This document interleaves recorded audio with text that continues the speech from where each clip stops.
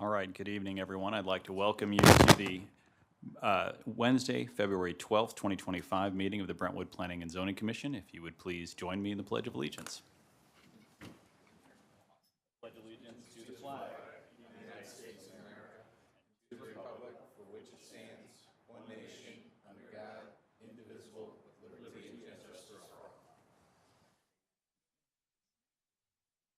All right, thank you, everyone.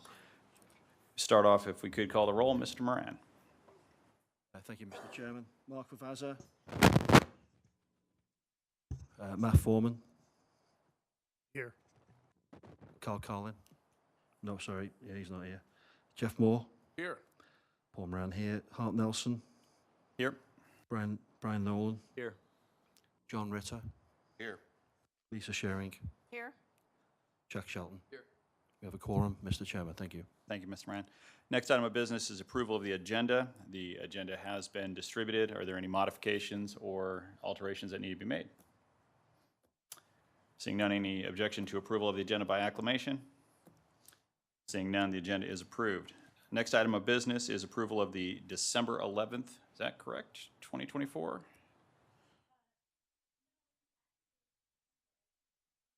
January, yeah, I think we're approving our January 8th, there we go, sorry. I am going off script already, that's all right. Approval of our January 8th, 2025 minutes. Those are what's in the packet and have been distributed. Are there any alterations or changes that need to be made to the minutes? Seeing none, any objection to approval by acclamation? All right, the minutes from January 8th, 2025 are approved. Do we have any citizens wishing to address the commission on items not on the agenda this evening? Anyone online? All right, moving on. Next is our old business. First up is P&Z 2422. This is the amendment to the conditional use permit for Home Depot to allow outdoor display and storage of equipment in front of the building within the parking lot along South Hanley Road. Is the petitioner, sorry?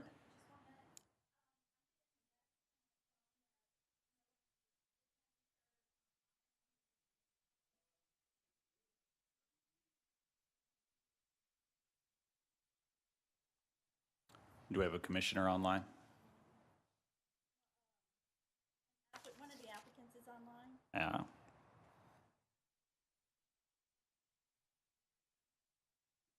Oh, he can hear now. Thanks. All right. Hopefully we're back. So we'll go, again, this is P&Z 2422. This is an amendment to the, an amendment to the CUP for Home Depot for outdoor display and storage of equipment in front of the building within the parking lot along South Hanley Road. So is the petitioner or their representative online, it sounds like, here this evening?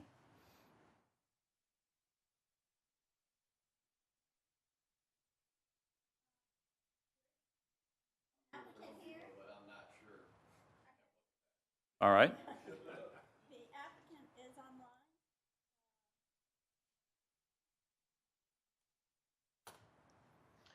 Good evening. Can you guys hear me now? We have you. All right. If you could please, just introduce yourself and provide your address just for the record, since this is recorded, and go ahead and tell us a little bit about your application this evening. Yep, thank you. Andrew Gribble with Kimley Horn and Associates. The address is 805 Pennsylvania Avenue, Kansas City, Missouri, 64105.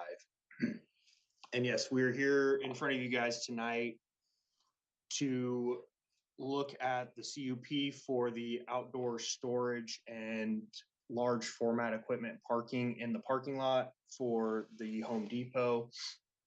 Previously, there was some parking on the north and like on the northeast corner of the building and then across the drive aisle. And it was a total of 18 spaces that we had previously approved.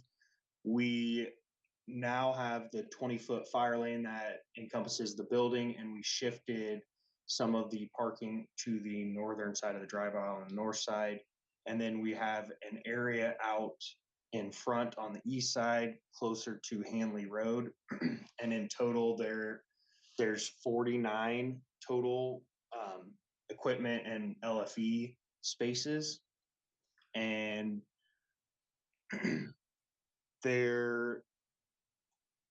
then the previously approved outdoor storage area is on the south side, and that's staying the same. And lastly, we have an updated site or updated landscape plan that has all of the, bringing all the landscape islands up to code with new and non-dead trees.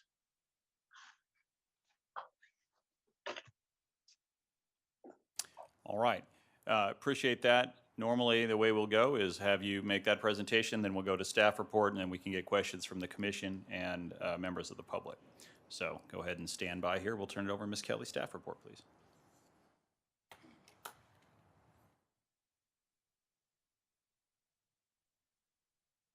Good evening. As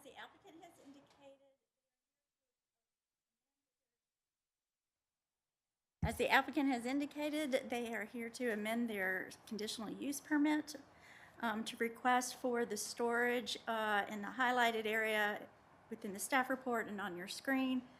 And the pink here, this is similar to a request that they had made in 2018. But that was moved to allow for it back up in this north area.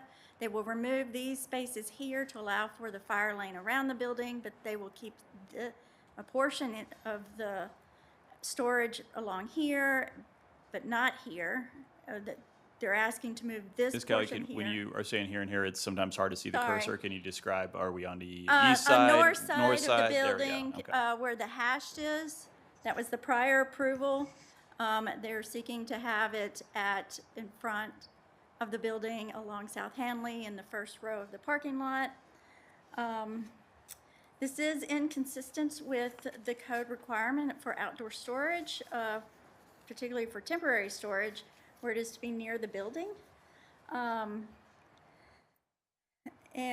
within the comprehensive plan, we do, in the staff report, I had identified where I thought there might be additional storage available on the south side of the building.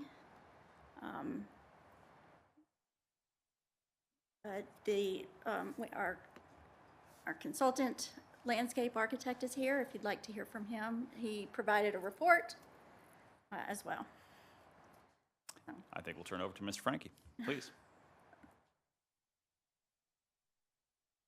Good evening, Mr. Chairman, members of the Planning and Zoning Commission. My name is Andrew Frankie. I'm a landscape architect and the city's on-call landscape architect. We reviewed the site plan and landscape plan. The gist of our input to the site, there are a lot of dead trees in the parking lot. Tabulation of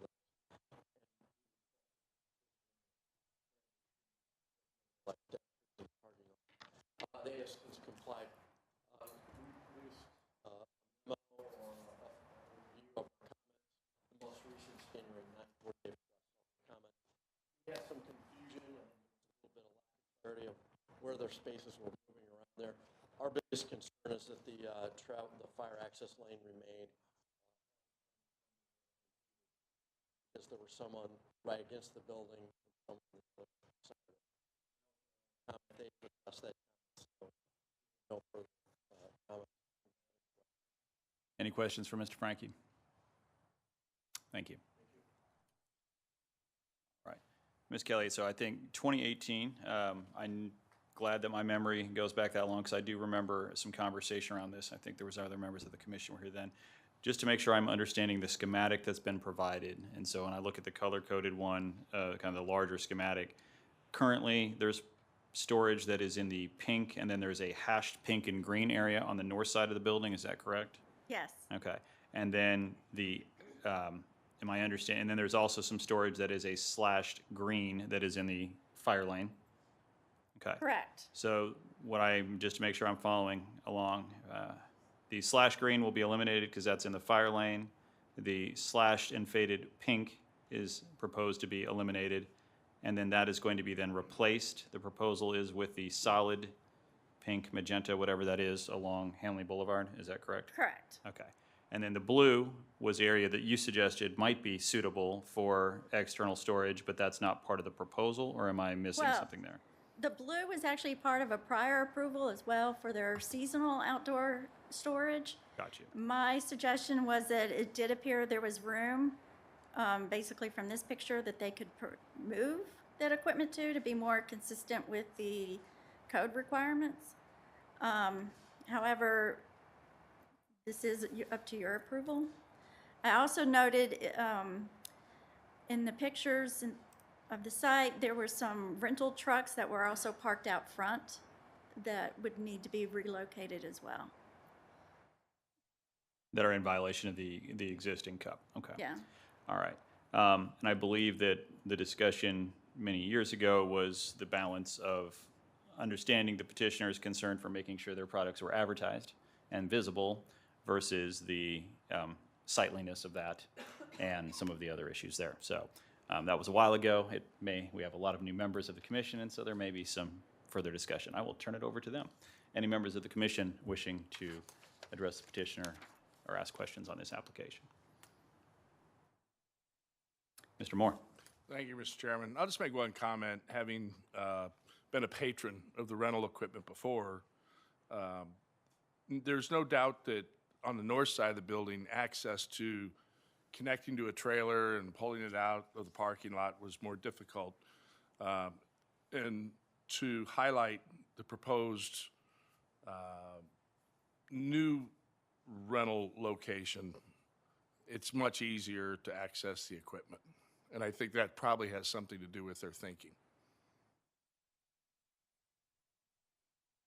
Other questions?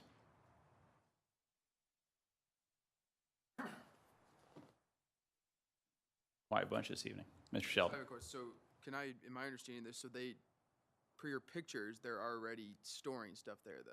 Correct. This became a code violations, and That's how this is being brought up? yes. Okay. So would there be additional storage, or this is trying to bring in what they? Turn your microphone on. It's on, I might be speaking into it. Are they They're, looking for additional, or this is encompassing what's currently there to bring it to code? it's encompassing what is currently there.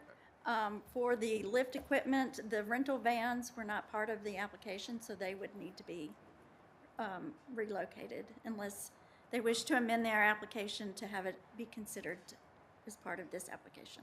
Okay, thank you. Mr. Ritter. I guess one question I'd have is the rental equipment that is in front of the building that's, I guess, in the designated fire lane, will that be moved out of the fire lane then? Yes. So they won't store anything, they won't have any that's like the grills and the equipment in front of the building? In front of the building, directly in front, adjacent to the building, the fire department did not have an issue with those as long as they can get around the building through the red. But they can have the Those- equipment, yeah. they can have stuff out there for rental and Right. sales within the code? Yes. Okay.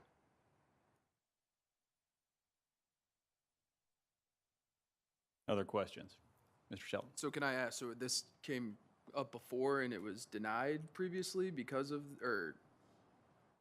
Ms. Kelly may have more details. I will say from my recollection, there was a concern by the commissioners at the time that it was unsightly. It wasn't in keeping with basically what the district and the zoning was, that having those displays close in the building was permitted, and that there wasn't anything preventing the petitioner from doing that. It was their desire to have it more visible for a greater advertising. And so the commission at the time decided that that balance wasn't appropriate. But then we've got to the point where they have done that anyway. just Yeah, to they were clarify. recently we were recently notified that they had the equipment out front, and we sent them a violation letter, which prompted them seeking an amendment to the CUP. Okay, thank you. Mr. Foreman. Just to make sure I'm understanding, that brighter pink directly east of the building, 3,402 square feet, 21 spaces, is where they would like permission to keep their equipment. Yes. Is there give back or take away for the areas to the north? There's a lighter pink that says proposed on the north side of the fire lane. And there's a previously approved. Yeah. Hold on, I can. So the green hash part was the previously approved area that they would eliminate as, for outdoor storage. 5 spaces. Yes. Okay. Well, it's, uh, Adjacent to the building, there's 5 spaces as The- previously approved. yeah, but there's this portion on the just north of there that. 13 spaces. Yes, Which one is to be removed? both of those. Okay. Both of those. The lighter pink was also part of the previously approved, that they also wish to keep. So the lighter pink 15 spaces remains trailer, compact power, and display spaces. Right.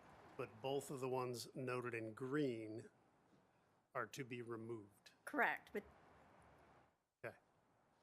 I would humbly suggest that the graphics and annotations on the plan could be amended to say, to be removed. Understood. Ms. Sharon?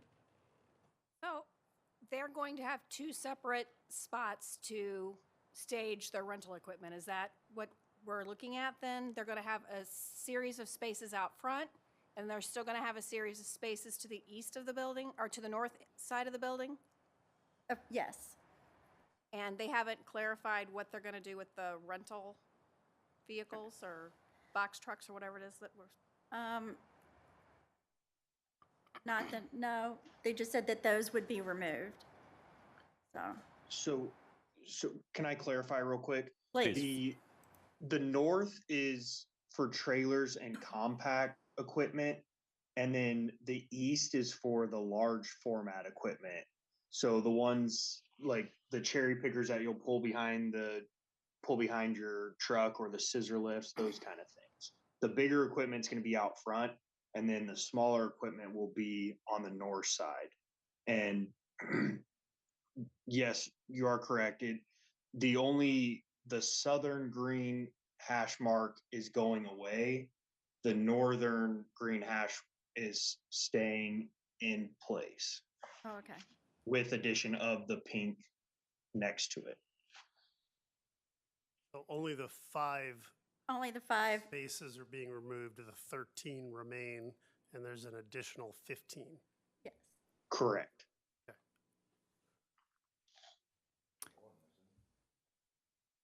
Sorry, at the north property line, there's 13 and an additional 15.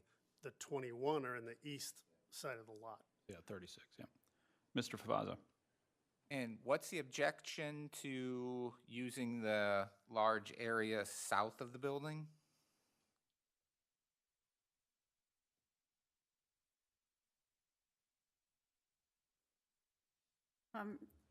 Mr. Gribble, do To you have? have, Yep.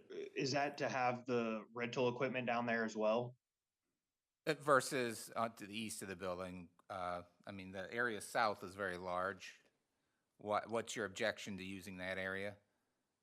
If I'm understanding Whitney correctly, that area is going to store what's west of the building. All of that area over there, cleaning up the back.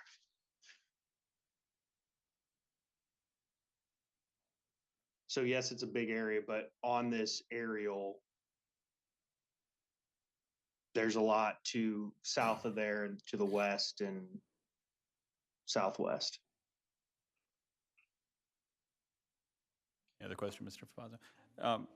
Yep, Ms. Sharon?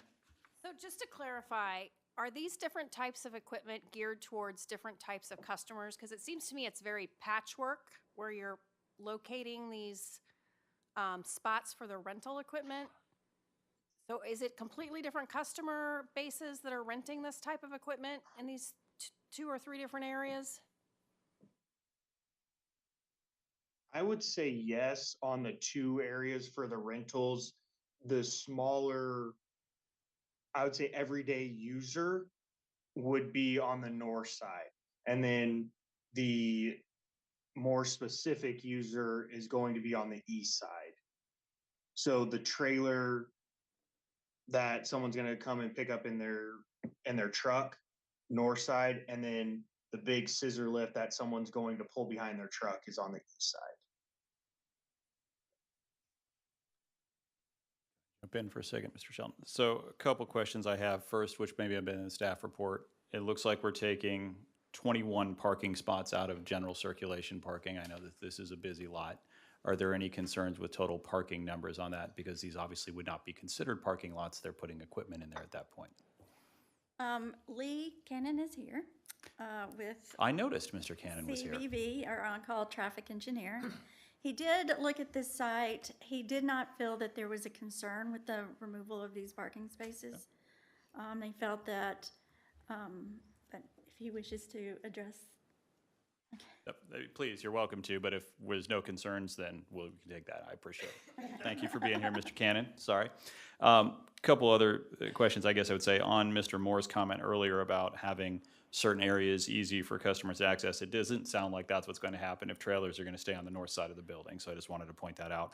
One other question about adjacencies, because I think that that's come up. Is there a reason why this equipment couldn't be placed, what I guess I would say is between the Home Depot building and what I believe is the McDonald's, where it looks like there's other parking there? It seems to be a similar size, and perhaps would screen it more efficiently from, still be out of the fire lane, screen it more efficiently from Hanley Road, and have an adjacency to the rest of the rental equipment, just as a suggestion.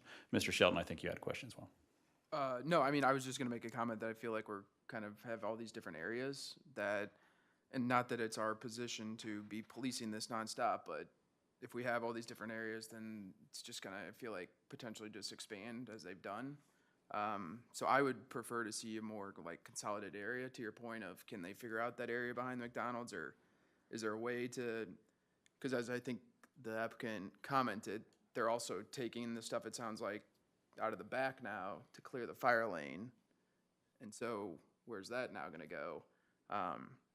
And not that we're, like I'm saying, going to be out there counting that they are using exactly those spots every week, but I feel like this has the opportunity to snowball a little bit. I will So note. we also, Please go ahead. sorry. Please go Yeah, ahead. no, I was just gonna say, so also the rental centers on that north side, so pushing everything to the south side would be like, would take some extra logistics, like getting an employee to go down there and unlock whatever's needed for someone to get. They'd have to walk all the way down to the south rather than walking out the rental door closer to those areas. Understood. I think that's why my suggestion was, if it's between the McDonald's and the building, then that's where the rental center is, up at the north. Mr. Foreman. So with all due respect, I think we're getting a little far afield from the actual topic of the application, which I believe are the 15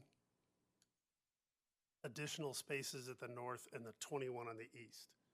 And the location of them, though. And the location, Yes. but we've also had reference to a bunch of the storage behind the building, which I don't think was actually part of this current discussion. Correct. This was the first time I've heard that they were relocating that. So obviously, the fire lane must be kept clear, but that seems like a compliance issue, not an Yes. approval issue. I would then concur with the chair that aggregating the 21 spaces closer to the north, closer to where the rental center is, west of McDonald's, with open vehicular access, seems like a wonderful compromise. I do have in the back of my head, because things went too far afield, there's a blue area to the south, seasonal storage, but there's no designation for the 5 or 6 outdoor sheds that are always there for sale. But maybe I'm just poking the bear. Maybe staff could clarify that.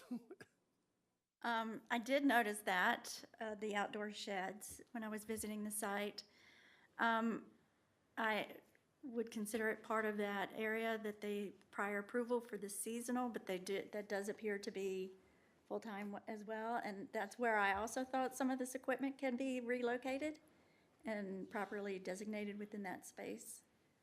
And then that would be more consistent with the zoning requirements. Anything else, Mr. Foreman? Mr. Moran? You good? All right. I think we have some things in front of us, and so I will look, first of all, do we have any members of the public wishing to address the commission on this application? I think we have a number of things in front of us and some potential suggestions. I'll also point out the fact that the chair has a little frustration that we are in fact looking to, that a decision was made some time ago, 7 years ago now, but then compliance was not, it was no compliance with that, or at least there has been, I guess I could say, some shifting to the space that was denied previously, and now we're trying to rectify that. So we do need to make sure that what the decisions of the Board of Aldermen and the recommendations of the Planning and Zoning Commission are being followed. Do we have, I guess, at this point from the petitioner, I would think we'd be looking for some input. Is there interest or something to be, or are you willing to consider a modification to the CUP and come back to the commission with that modification? Or is the preference of the applicant to have a vote, I guess, on this, or is there the will of the commission as presented? We often are basically looking to see if there's any interest from, again, from the petitioner, if there are potential modifications to proposal. Yeah, that's completely fine. We can take a second look with staff and take your comments into consideration and make sure everything's addressed. Within the will of the commission, sorry. Looks like yes. So I think that would be appropriate. We need then a motion to carry this over. Would that be a recommendation to our next meeting in March? Is there a motion to carry over the petition, the application, excuse me, to March? So moved. Moved by Mr. Nolan, second by Mr. Moran. I think a voice vote for this would be fine. All in favor, say aye. Aye. All opposed, same sign. All right, we will be back in March. Thank you very much. Appreciate the time, everyone, this evening. All right, next item of business may be a very quick one. Looks like this is P&Z 2402 FAR, Mount Calvary conditional use permit and comp sign plan, requested to postpone to March 12th. Do I have a motion to postpone? This is, I assume, by the applicant, Ms. Yes. Gale? All right. And this is the second postponement? Yes. Okay, so if we get another one, it'll be a reapplication, is that generally how we do Yeah, it? we'll renotice it anyway, just Okay. because of the time delay. Understood. Is there a motion to postpone this to the 12th, please? So moved. Moved by Ms. Strang. Do I have a second motion? Second by, was it Mr. Ritter? Thank you. All in favor, say aye. Aye. Opposed, same sign. All right, we'll carry that one over. Next is a P&Z 24025. This is text amendment and a CUP for an adult daycare center within the tenant space addressed as 2470 South Brentwood Boulevard. Good evening. You could state your name and address for the record. Tell us a little bit about this proposal, which I think we've heard a little about. My name is Tamika Ward. I'm at 2542 South Brentwood. I've been there about a year and a half now. I moved from Clayton. I've been licensed with the state of Missouri almost 13 years, doing home health care. Licensed in Kansas City as well, with my CDS and my in-home health care. And I seen a space on the end of the building where I am. And I thought maybe I could put an adult daycare here. So just a small space where people can come and talk and meet and fellowship and sew and crochet, play cards, and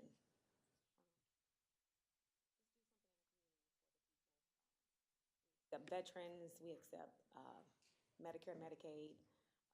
I'm licensed in 57 counties, but I know they're not going to come from all the other counties, but there's no adult daycares in Brentwood and Clayton, and I was thinking.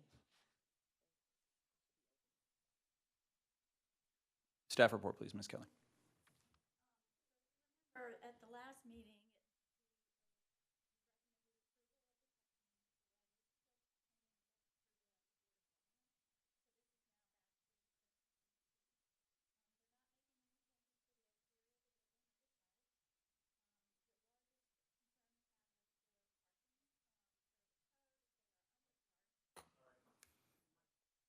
sorry. I apologize. So as you remember, the board recommended approval of the text amendment, so that is currently pending before the Board of Aldermen. This is now here for the actual conditional use permit for the site at 2570 South Brentwood Boulevard. She is not proposing any changes to the exterior of the building or the site. The biggest concern we had was the parking available on site. By code, they are underparked. However, Mr. Cannon is here to provide a status review of the parking.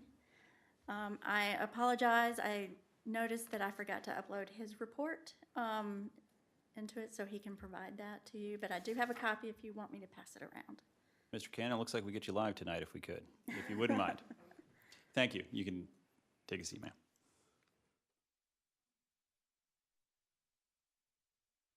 Good evening, Chairman and members of the Commission. My name's Lee Cannon. I'm a professional engineer and professional traffic operations engineer certified. And also, I am the city's third-party traffic and parking consultant. So my work was completed for you, potentially passed through, paid by for the applicant. We were asked to look at parking. This is an address for the adult daycare proposed at 70 Manchester Road. That centers 2570 South Brentwood. Brentwood Boulevard. Apologies. So we didn't address traffic impact or site circulation. This is a site that's been there for quite a while. It has retail bays. Those retail bays have a variety of different usage. We did make some observations of parking on one weekday in January. Based on when this application came in, it's kind of difficult to get good observations. There was a nasty snowstorm that stuck around for 2 weeks or so. Right after that snowstorm, we took a look out there. We're in the middle of the day, which is when collectively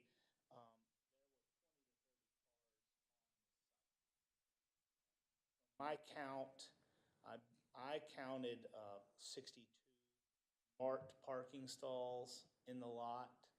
The site plan, there were 2 of them in the application. One of them showed, I believe, 57 stalls, and the other one showed 62 stalls, but I believe the 62 was correct.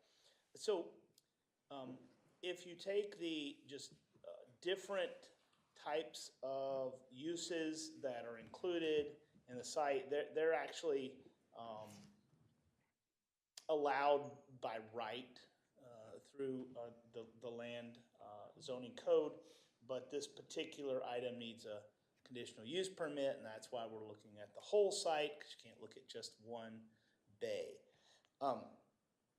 So the parking required, according to my calculations and looking at the cumulative use, if everybody's meeting their individual parking requirements all at the same time, is 68 stalls. So they don't have that many stalls.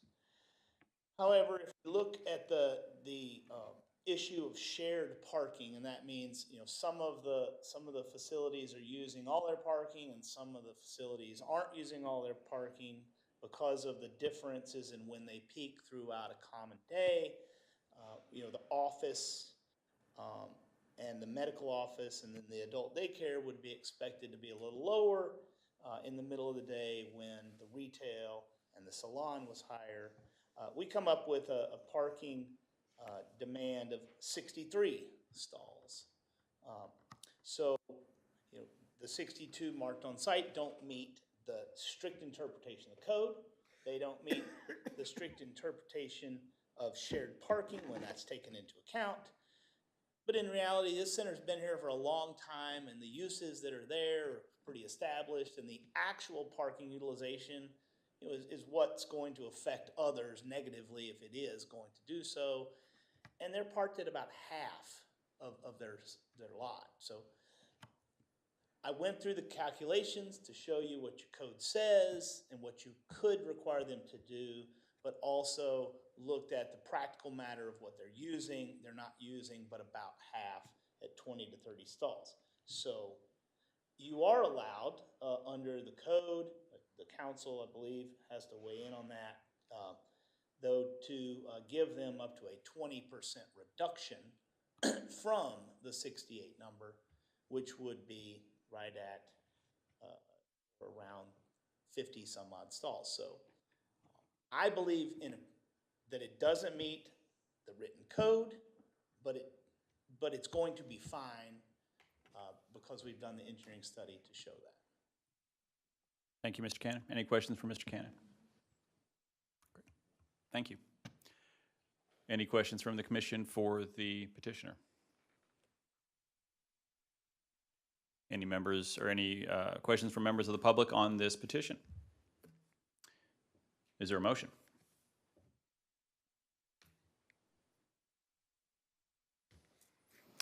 Mr. Fafaza. I move to recommend approval of the text amendment to include the adult daycare uses as a conditional use permit in PD Plan Development Overlay District and the conditional use permit for an adult daycare center at the tenant space addressed as 2570 South Brentwood Boulevard, including let's leave it at that.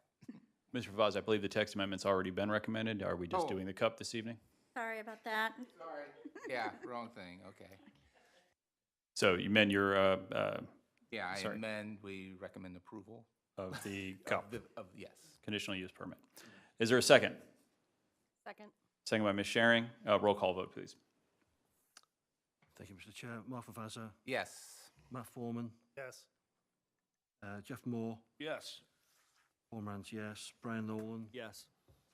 John Ritter, Yes. Lisa Sharing, Yes. Jack Shelton. Yes. Right, it's unanimous, Mr. Chairman. Thank you, Mr. Moran. That will go to the Board of Aldermen. We're recommending body. It goes to the Board of Aldermen at their March meeting, March 3rd. All right. Moving on to new business, we have P&Z 2502. This is a text amendment to section 400.1375E. This is conditional uses in the MC corridor to allow for self-storage facilities when co-located within mixed-use developments. That's a mouthful. Ms. Kelly, what are we talking about this evening? I'm gonna let our attorney address this one. This is a request from the Board of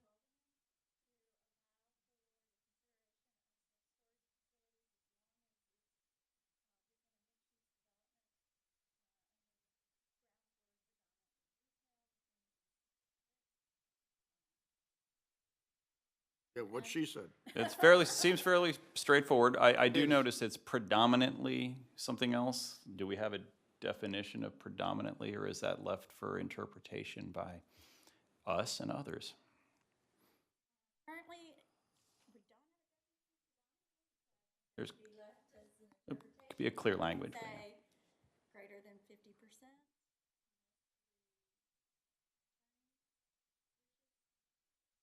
I Would don't, like to clear. I don't see the use of the term predominantly in the text. I missed it, I guess. It talks about the facility primarily engaged in renting or leasing space or self-storage. The predominant, so it's what I keyed in on was, or a consumer self-storage facility located at one or more mixed-use buildings in which non-storage related retail facilities are the predominant use of the rentable space. So it was the opposite, that the retail would be the predominant. Unless I'm looking at the wrong thing. Okay, I'm sorry, I overlooked it.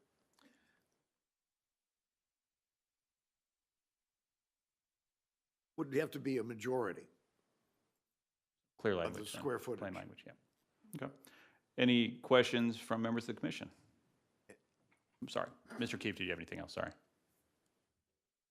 I was just going to say, some of this definitional language comes from the NAICS codes identifying, so we're trying to follow that so that that can serve as a measuring stick for others as well. Understood. Thank you. Questions from members of the commission? No questions. I think it's fairly straightforward, the idea being that we retain and that's how these facilities are increasingly being designed, is with retail space at the ground level, capitalizing on the visibility as well as the foot traffic for those going to the storage facility above. So I guess I would have only one question, which is, would retail be considered, thinking of many of the storage facilities, we sell boxes for our storage facility. Seems a little bootstrapping to me, but is that something that would be considered allowable? Again, it would still have to be half the square footage or more, but Right. is that something? And generally speaking, there are going to be discrete bays. But yes, the retail sale of storage-related goods would Could qualify as qualify. retail. And it's still as a cup, not a right. Is that Correct. correct? All right. Any other questions from the commission? Oh, sorry. Mr. Foreman? Probably being pedantic, but I just asked about the definition of the word predominant, so there we it's go. fair. We're going to stay with the theme. It would seem in our benefit to clarify if the storage units up above were allowed for vehicular access or only pedestrian, manual, carts, et cetera, access. Otherwise, we're going to end up with essentially a parking garage with storage bays up above. Are we driving up a ramp and into something? And I'll be very clear, what I have in my head is the facility on Manchester Road west of Nacho Mama's and the Jimmy John's right in there. Yep. That does allow people to drive into the building. Got large doors, potentially elevators, things like that on the inside. That seems like it could change the character besides just a walk-up, drop-off elevator scenario. Understood. I agree. I think we still also, though, have CUP and site plan approval for something like that. So it's Okay. not that this would, it doesn't become allowable by right, it becomes allowable by conditional use permit. Am I summarizing that correctly? Correct. Yes. I don't think at least the board, I think it's the use, whether it's accessed directly by vehicle or by foot. I mean, to some extent, the ability to access by vehicle certainly increases the convenience of it, as long as there is a retail footprint. I don't think the board's considered the issue. That vehicular access could compromise the amount of square footage available for retail once you start balancing all the drive lanes and the other stuff. But again, as a guy who's designed parking garages, I probably know too much. I would also argue that Microphone? crap, sorry. I would also say that also a conditional use on properties of at least an acre in the MC district. As a conditional use is also drive-through facilities, drive-in or carry-out of any sales of foods or other goods or services, and this could also fit into that category as you're describing it. And therefore, it would still be a conditional, it would be reviewed at the Planning and Zoning Commission and Board of Aldermen as well. Any other questions from sorry, Mr. Foreman, was that? No, I mean, the fundamental concern is we're saying it needs to be retail, an activated storefront, people engaging with our neighborhoods and our street fronts, not just a ramp going up the front that's going to eat up all the retail, and you're going to be left with a box store and a garage door. Right. So, Understood. Any members of the public wishing to address the commission on this text amendment? Seeing none, hearing none, is there a motion from the commission?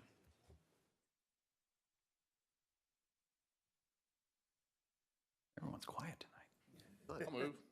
Mr. Moore, I assume I'm reading the correct line. we'll find out. I move to recommend approval of the text amendment to allow for self-storage facilities within a mixed-use development for properties in the MC district as a conditional use as presented and discussed during the February 12th Planning and Zoning Commission meeting, which I believe is today. We got a motion by Mr. Moore. Is there a second? Second. Second by Mr. Ritter. Roll call vote, please. Lavazza, Yes. Matt Foreman, yes.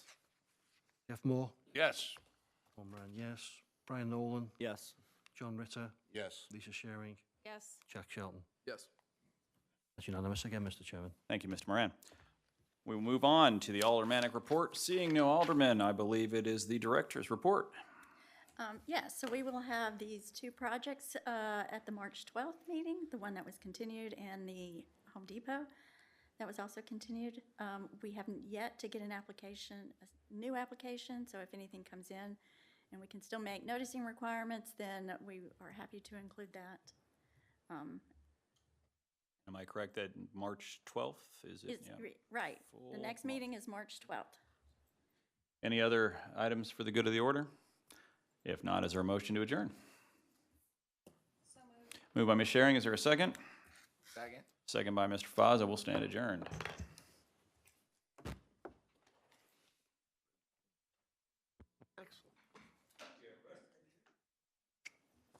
Quick is good.